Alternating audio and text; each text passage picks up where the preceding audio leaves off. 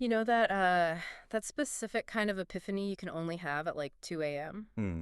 You're maybe a little high, you're watching the History Channel, and suddenly everything clicks. I know exactly what you're talking about. Well, that's literally the starting point for this Xavier Lamont set we're doing a deep dive on today. And honestly, it might be one of the sharpest takes on modern politics I've seen in a long, long time. It really is. And what's so brilliant about it is that he doesn't actually talk about politics, not directly. Not at all. He starts with the Incas. His whole theory is that human nature is just. It's a flat circle. We've basically been arguing about the same exact stuff for millennia. We just have better tech now. Right. So he sets the scene. You've got the Incan civilization, super advanced, right? They had agriculture, calendars that were insanely accurate.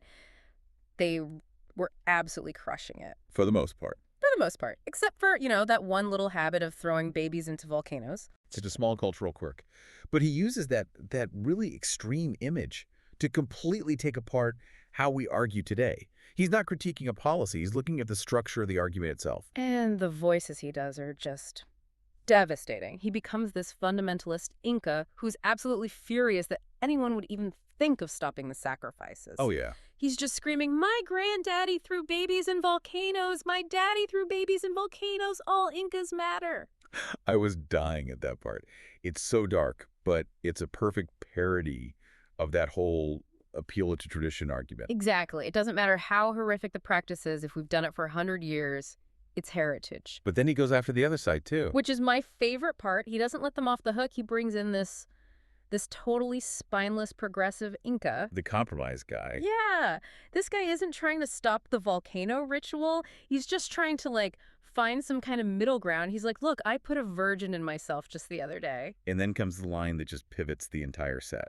Oh, the line that killed me. Can't we all just agree that babies are too delicious? And that's it. That's the moment. Because the whole audience goes from laughing at these, silly ancient people to this sudden uncomfortable silence. Total silence. And he calls them out on it immediately. He's like, "Why are you all acting weird? America's absolutely a baby-eating society." And this is where it gets weirdly philosophical about consumerism.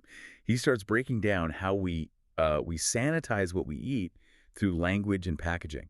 The packaging argument, I actually had to pause it because his logic is technically flawless. It is. He asks, okay, you buy a can of corn, what's on the label? A picture of corn. You buy peas.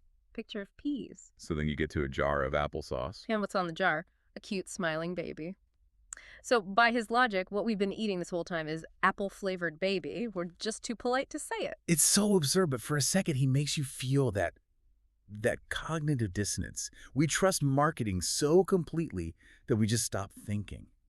But then he takes it one step further. The cheese. Oh my God, the cheese. The cheese challenge. I had successfully blocked that from my memory. For anyone lucky enough to forget, this was that viral trend from maybe 2018. People were filming themselves just throwing slices of American cheese on their toddlers' faces. And that's Lamont's closing argument. We sit here judging the Incas, calling them primitive for their rituals. Meanwhile, we have all of human knowledge in our pockets, and we are using it to throw processed dairy at infants for what? For internet clout. And the way he describes it is the best part. He's not framing it like a prank. He describes it like food. Like a menu item.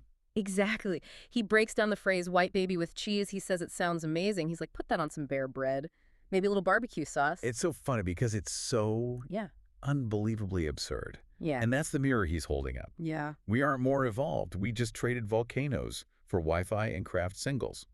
The rituals are different, but the fundamental absurdity, it's eternal. It really makes you wonder if the Incas are defined by volcanoes and we're defined by that. That's the question we want to leave you with. Yeah. What's the thing we're all doing right now? Something we think is completely normal, that people in 500 years will look back on and just say, I can't believe they actually did that. Something to chew on. Just maybe check the label first. Thanks for diving in with us.